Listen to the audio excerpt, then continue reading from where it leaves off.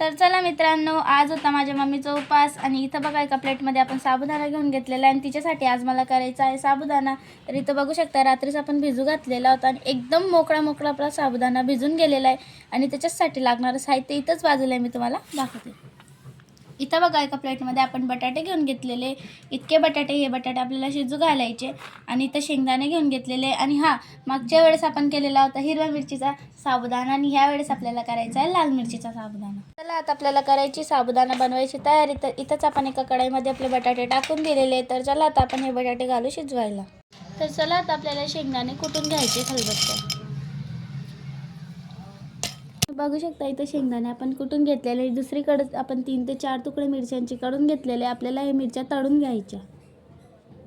तळून गेलेले गाईज आपले बटाटे।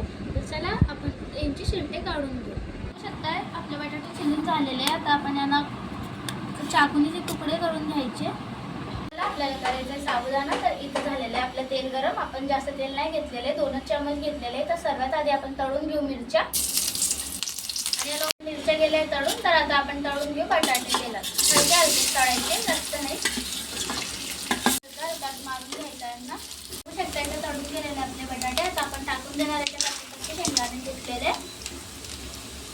यांना दोघांना हलवून घ्यायचं आपण त्याच्यात। यांना दोघांना असं करून घ्यायचं मिक्स, बटाट्यांना आणि शेंगदाण्यांना। त्याच्यावर टाकायचं आपल्याला उपासाचं मीठ।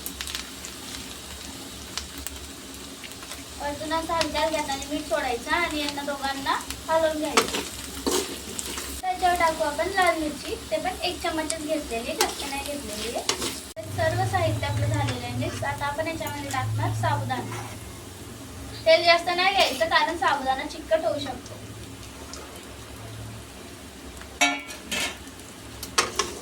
आणि यांना पुरा मिक्स करून घ्यायचं।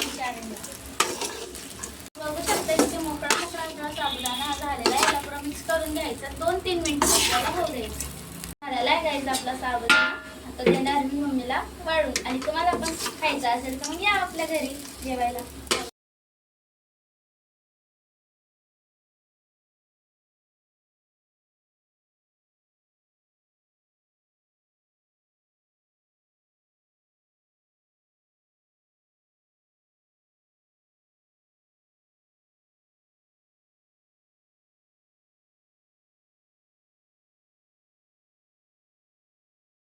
झालेला आहे आपला साबुदाणा बनवून तयार। एकदम टेस्टी क्रिस्पी साबुदाणा बनवून तयार झालेला आहे। रेसिपी जर आवडली असेल तर एक लाईक, एक कमेंट नक्कीच करा आणि पुरा व्हिडिओ एंडपर्यंत बघा। बाय।